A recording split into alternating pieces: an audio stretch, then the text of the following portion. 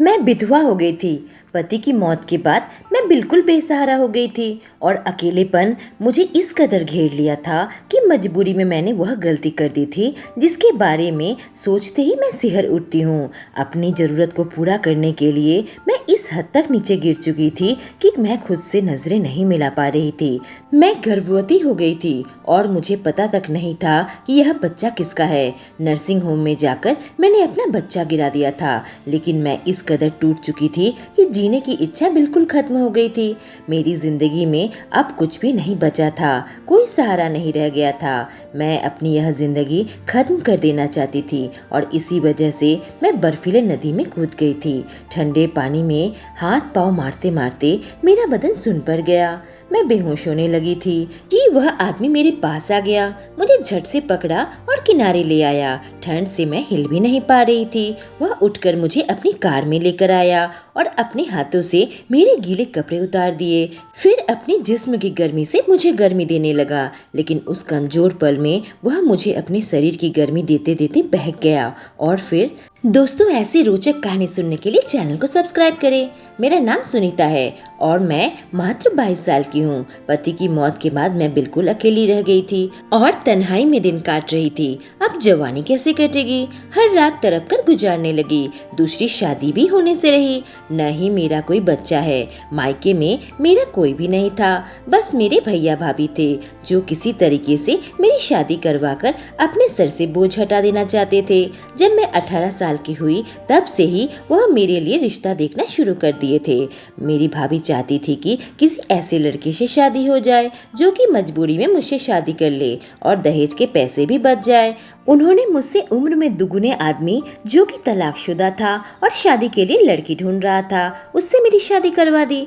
मेरे पति अमित 36 साल के थे और उनकी पहली पत्नी उनको छोड़कर जा चुकी थी। मैं ससुराल आई तो ससुराल में मेरी सास और देवर देवरानी रहते थे। देवरानी का एक बेटा भी था। मेरे पति के कोई बच्चे नहीं थे। मैं तो अपनी मजबूरी में रो रही थी। मैं देखने में बहुत ही खूबसूरत और हसीन हूँ और मेरे भाई ने यह किस लड़के से मेरी शादी करवा दी। शादी के कुछ दिन तो मैं अपने पति को अपने आप को हाथ भी लगाने नहीं दिया। कहा अभी मेरी तबीयत खराब है, आप मुझे हाथ न लगाएं। मेरे पति ने किसी तरीके से अपने आप पर काबू पाया, लेकिन फिर 4-5 दिन के बाद मेरे पति मेरे करीब आ गए। आखिरकार मुझे मजबूरी में उन्हें स्वीकार करना पड़ा। मेरे पति बहुत गुस्से वाले थे, हालांकि नए नए में मेरा ध्यान रखा करते थे, फिर बात बात पर वह गुस्सा करने लगे थे। शादी के 4 साल तो सब ठीक चला, पर हमें बच्चा नहीं हो पाया था। मुझे पड़ोस की एक औरत ने कहा कि पहली पत्नी ने इसी वजह से उन्हें छोड़ दिया था। इस बात से मैं बिल्कुल टूट गई थी। मेरा पति नामर्द था और इतनी बड़ी सच्चाई छुपाकर उसने मुझसे शादी कर ली थी। पर अब मैं वापस मायके भी नहीं जा सकती थी क्योंकि मेरे भैया भाभी ने कह दिया था कि वापस यहाँ मत आना। और 4 साल के अंदर अचानक ही मेरे पति एक दिन सुबह नींद से नहीं जागे। हमने उन्हें उठाने की बहुत कोशिश की। जब डॉक्टर बुलाया गया तो टेस्ट करके पता चला कि रात को ही उन्हें हार्ट अटैक आ गया था और नींद में वो चले गए। जो भी था मेरा पति था, पर अब तो मैं बिल्कुल अकेली हो गई थी। मैं तन्हा रात गुजारने लगी। हर रात मुझे काटने को दौड़ता था। मेरी जवानी मुझे तंग करती थी और मैं यही सोचती थी कैसे जिंदगी गुजारूंगी। अब मेरी सास बात बात पर मुझे ताने देने लगी। मेरे देवर देवरानी भी कहने लगे जब पति चले गए तो आप यहाँ रहकर क्या करोगी, अपने मायके चली जाओ, हम आपकी जिम्मेदारी नहीं उठा सकते। उधर मेरी सास भी बार बार मुझे ताने देती रहती थी कि जब पति को खा गई है तो यहाँ रहकर क्या करेगी, चली जा यहाँ से, तू तो एक बच्चा तक नहीं दे सकी, तू यहाँ किस हक से रहेगी। उन लोगों ने मेरा जीना बिल्कुल दुश्वार कर दिया था, लेकिन मेरी किस्मत में तो और दुख लिखा था। एक दिन उन लोगों ने मुझे घर से धक्के मारकर निकाल दिए। मजबूरी में मैं अपने भैया भाभी के पास वापस आई, पर मेरे भैया भाभी साफ कह दिए जाकर अपने ससुराल में रहो, हम तुम्हारी जिम्मेदारी नहीं ले सकते। मैंने कहा भैया, उन लोगों ने मुझे घर से निकाल दिया है, मेरी जिम्मेदारी उठाने से साफ मना कर दिया है। अब मैं वहाँ नहीं जा सकती। अगर आप भी मुझे नहीं रखोगे तो मैं कहाँ जाऊंगी। मैं आपकी बहन हूँ और आपके बिना मेरा इस दुनिया में कोई भी नहीं है। भैया ने कहा देखो, अब मेरी अपनी जिंदगी है, तुम अपना खुद का देख लो, कहकर उन्होंने मेरे हाथ में कुछ पैसे थमा दिए और कहा कहीं काम ढूंढ के अपना कुछ बंदोबस्त कर लो। मुझे एहसास हो चुका था कि मैं बेकार हूँ, इस वजह से कोई मुझे अपने साथ रखना नहीं चाहता। अब मैं यूं ही मारी मारी सड़कों में फिरने लगी थी। तभी एक आदमी की नजर मुझ पर पड़ गई। मुझे कहने लगा, यूं सामान लेकर तुम इधर उधर कहाँ घूम रही हो? मैंने कहा, साहब मैं कोई काम ढूंढ रही हूँ, मेरे पास रहने के लिए कोई जगह नहीं है। उसने कहा, तुम मेरे साथ चलो, मेरा घर संभाल लेना, तुम्हारे खाने और रहने का इंतजाम मैं कर दूंगा।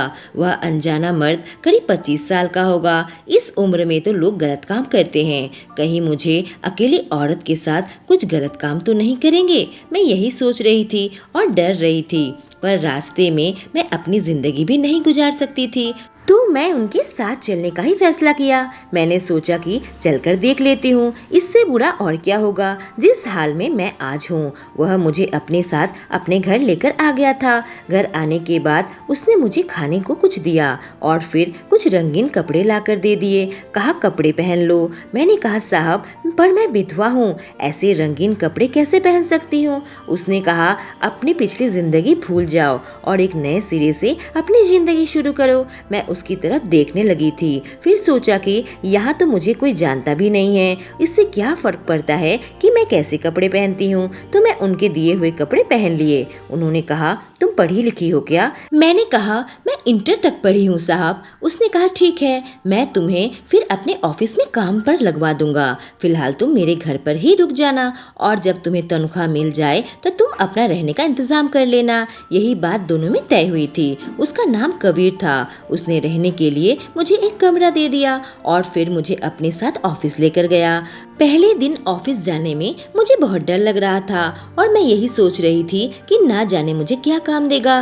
कबीर अपने पास मुझे बुलाया और कहा, आज से तुम मेरी सेक्रेटरी का काम करोगी, तुम मेरी पर्सनल सेक्रेटरी हो। मैंने कहा, ठीक है सर। शुरुआत में तो मैं उनके काम को समझने लगी थी और सब ठीक चल रहा था, लेकिन परेशानी तब सामने आई जब मुझे कबीर की नीयत पर शक होने लगा। कबीर जिन नजरों से मुझे देखता था, मेरे अंदर एक अजीब सी हलचल होने लगती थी। वह मेरे जिस्म को निहारता रहता था और मैं सब समझती थी कि उसकी निगाहें कहाँ पर है। मैं कुछ न कहती, क्योंकि एक तो उन्होंने मुझे काम पर रखा था और मैं भी भरी जवानी में विधवा हो गई थी, इसलिए उनकी नज़र मुझे बुरी नहीं लगती, बल्कि वह जब मेरी तरफ देखते थे तो मेरे अंदर भी एक आग लगी रहती थी। मेरे अकेलेपन की जिंदगी में कबीर आ चुके थे।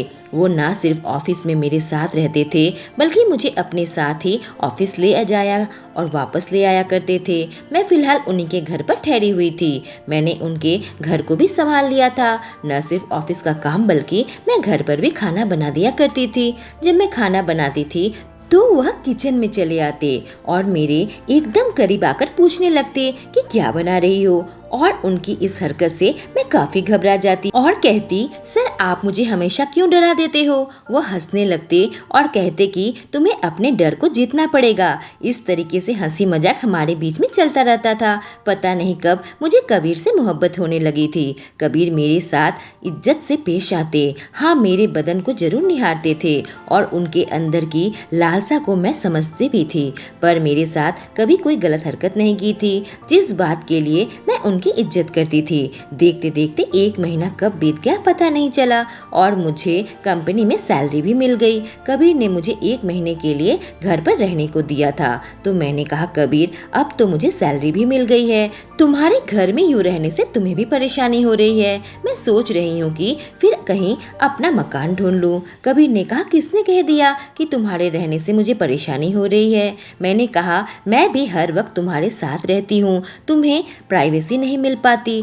उसने कहा, तुम्हारे आने से मुझे अकेलापन महसूस नहीं होता और तुम्हारी बातों में हमेशा खो जाता हूँ। तुम चाहो तो यहीं पर रह सकती हो, मुझे कोई प्रॉब्लम नहीं है। उसकी बात सुनकर एक पल के लिए तो मैं सोच में पड़ गई थी, फिर उसे हाँ कर दिया, क्योंकि मैं मन ही मन कबीर को चाहने लगी थी और इसी चाहत के चक्कर में मैं इस कदर बर्बाद हो जाऊंगी मुझे पता नहीं था। कबीर के लिए मेरी मोहब्बत दिन पर दिन बढ़ती जा रही थी। वह मुझे इस कदर संभाल लिया था कि मैं उस पर भरोसा भरोसा करने लगी थी। मेरी हर छोटी बड़ी चीज़ों का ध्यान रखता था। एक दिन मैंने कहा, कबीर, तुमने बहुत बुरे वक्त में मुझे सहारा दिया और जिस कदर तुमने मुझे संभाला है मुझे समझ नहीं आता तुम्हारी शुक्रिया अदा मैं कैसे करूं। उसने कहा, सुनीता, तुम हमेशा मेरे लिए ऐसी ही रहो, बिल्कुल चुलबुली। मैं उसकी बातों में खो जाती थी। एक दिन छुट्टी के वक्त हम दोनों कार से घर वापस आ रहे थे। बारिश का मौसम था और बहुत तेज बादल गरज रहे थे। इतनी जोर से बारिश हो रही थी कि सब तरफ सफेद सफेद नजर आ रहा था। किसी तरह कार से उतरकर मैं घर के अंदर आने लगी कि बारिश की बूंदें मेरे ऊपर आकर गिरी। उस बारिश की बूंद से मेरा मन बहकने लगा। मैं खड़ी खड़ी वहाँ भीगने लगी और सोचने लगी कि मैं कितनी तन्हा हूँ। पति को खोने के बाद किस तरह प्यार के लिए तड़प रही हूँ। मेरे पति जैसे भी थे, कम से कम मेरी जिंदगी का सहारा थे और अब इस दुनिया में मेरे सर पर किसी का भी हाथ नहीं है। यह सोचकर भी मुझे बहुत घबराहट हो रही थी, लेकिन बारिश की बूंदें मेरे तन को शांत करने लगी। मैं खड़ी खड़ी भीग रही थी। तब तक कबीर गाड़ी पार्क करके मेरे पास आ गया और वहाँ खड़े खड़े मेरे गीले बदन को देखने लगा। बिल्कुल मेरे करीब आ गया। अचानक मेरे कमर में हाथ रख दिया। कहने लगा, तुम कितनी खूबसूरत हो। जब मैं तुम्हें पहली बार देखा था तब से ही तुम्हारा दीवाना बन गया हूँ। सफेद साड़ी में तुम बिल्कुल अच्छी नहीं लगती थी, इसीलिए मैं तुम्हें रंगीन कपड़ा पहनने को कहता हूँ। कहकर वह मुझसे चिपक गया। उसने मुझे अपने आगोश में ले लिया और मेरी गर्दन को हल्की हल्की चूमने लगा। हम उस बरसात में घर के सामने खड़े खड़े मोहब्बत करने लगे। मेरे जिस्म में आग लग चुकी थी।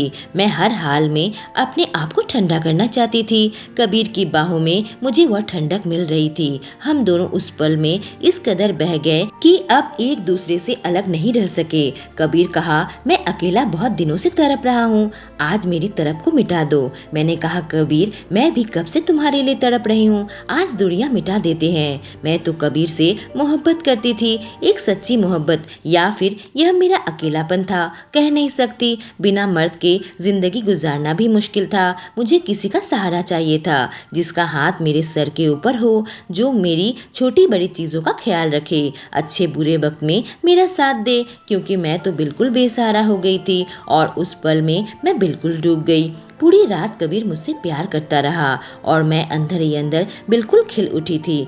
मैंने यही सोचा था कि मेरी जिंदगी संवर जाएगी। मैंने कबीर पर भरोसा किया था और अपना सब कुछ उसे सौंप दिया था, पर अक्सर हम जैसा सोचते हैं वैसा नहीं होता। उस रात के बाद कबीर मुझसे अपनी जरूरत पूरी कर लेता और मैं उससे शादी की बात कहती तो वह इस बात को टाल जाता, लेकिन मुझसे प्यार करने का एक भी मौका नहीं छोड़ता था। मेरे दिल में एक उम्मीद थी कि कबीर मेरा साथ जरूर देगा, इसलिए मैं भी उसकी जरूरत को पूरा करने लगी थी और उसे अक्सर शादी की बात छेड़ देती, जो कि वो बहुत चालाकी से टाल जाता। ऐसे ही 3 महीने बीत गए। एक दिन कबीर अपने कुछ दोस्तों के साथ घर पर आया। मुझे लगा शायद अपने दोस्तों को मुझसे मिलवाना चाहता हो, क्योंकि हम दोनों एक रिश्ते में बन चुके थे। जाहिर सी बात थी कि वह सबको मुझसे मिलवाएगा। कबीर कमरे में मेरे पास आ गया। मुझसे कहा, मेरे कुछ दोस्त आए हुए हैं, तुमसे मिलना चाहते हैं। मैं बहुत खुश थी और उसे देखकर मुस्कुरा रही थी कि तभी उसके 3 दोस्त मेरे कमरे के अंदर आ गए। कबीर ने कहा, आज सब मिलकर मजे करते हैं। उसकी बात सुनकर मेरे होश उड़ गए। मैंने कहा, कबीर, ये कैसी बातें कर रहे हो, क्या करना है सब मिलकर? उसने कहा, वही जो हम दोनों करते हैं, अब सबके साथ करेंगे तो बहुत मजा आएगा। मैं उसकी तरफ देखने लगी थी।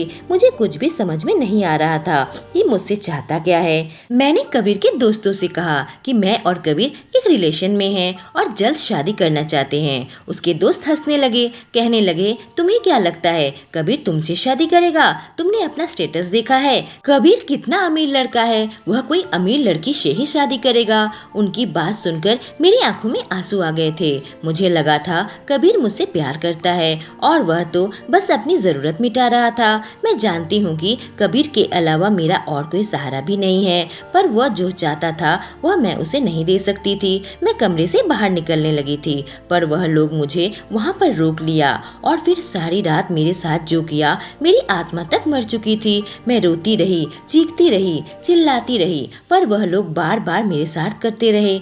मेरे रोकने पर भी वह नहीं रुके। मुझे इतने बुरे हाल में लाकर छोड़ दिया। मुझसे बिस्तर से उठा भी नहीं जा रहा था। 2-3 दिनों तक तो मैं वहाँ यूं ही बीमार पड़ी रही। उस हालत में भी कबीर मेरे पास आता और अपनी ज़रूरत मिटाकर चला जाता। मैं बेजान से झेलती रहती। मैं इंसान नहीं बल्कि उसके हाथ का खिलौना बन चुकी थी। रो रो कर मेरा बहुत बुरा हाल हो गया था। किसी तरीके से मैं वहाँ काम कर रही थी, पर मैं इस कैद से आज़ाद होना चाहती थी। जल्दी ही मुझे पता चला कि मैं प्रेग्नेंट हूँ। मैंने कबीर से यह बात कही तो उसने कहा, यह बच्चा न जाने किसका है, जाकर गिरा के आ जाओ। ऐसे बेरहम इंसान से अब मैं कोई नाता नहीं रखना चाहती थी। मैं नर्सिंग होम चली गई थी और बच्चा गिरा दिया था।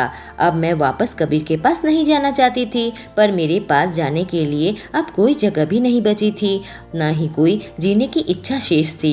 बस पकड़ के मैं पहाड़ों में चली गई थी। मैंने सोचा था शायद मेरे जीने का मन बन जाए। बर्फीली नदी के किनारे घूम ही रही थी कि लगा कि इसमें कूदकर जान दे देती हूँ, क्योंकि अब मैं अपना बोझ उठाने के काबिल न थी। यह सोचकर मैं उस नदी में कूद गई और फिर मैं डूबने लगी थी और हाथ पैर मारने लगी थी।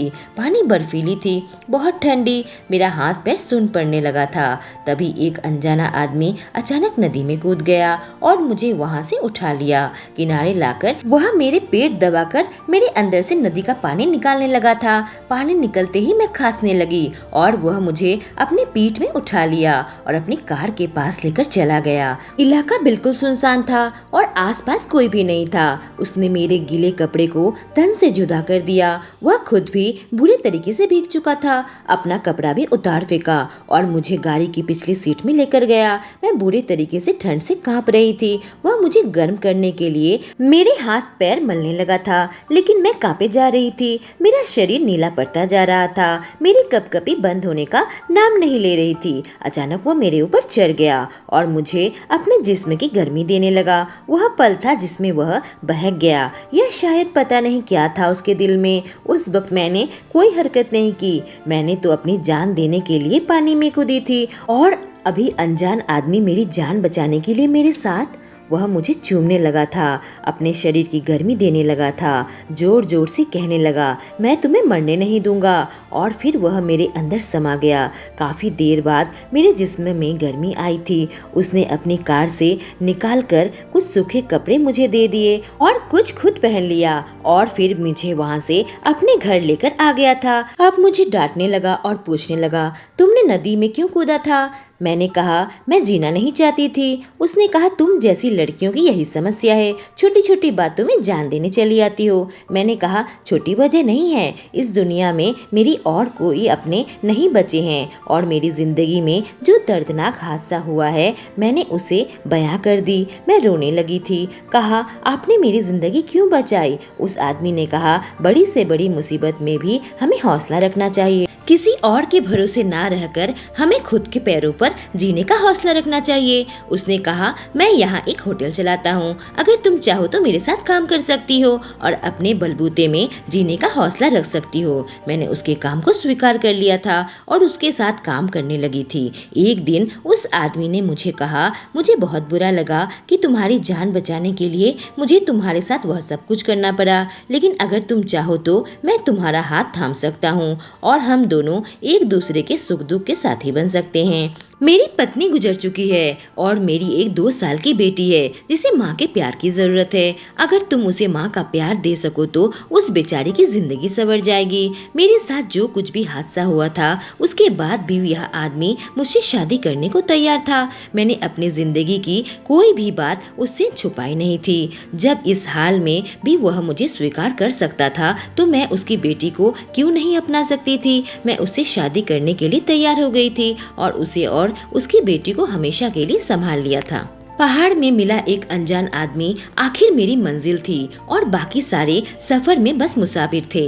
दोस्तों, कहानी कैसी लगी? अच्छी लगी हो तो चैनल को जरूर सब्सक्राइब करें और नोटिफिकेशन पाने के लिए बेल आइकॉन को क्लिक करें। Thank you.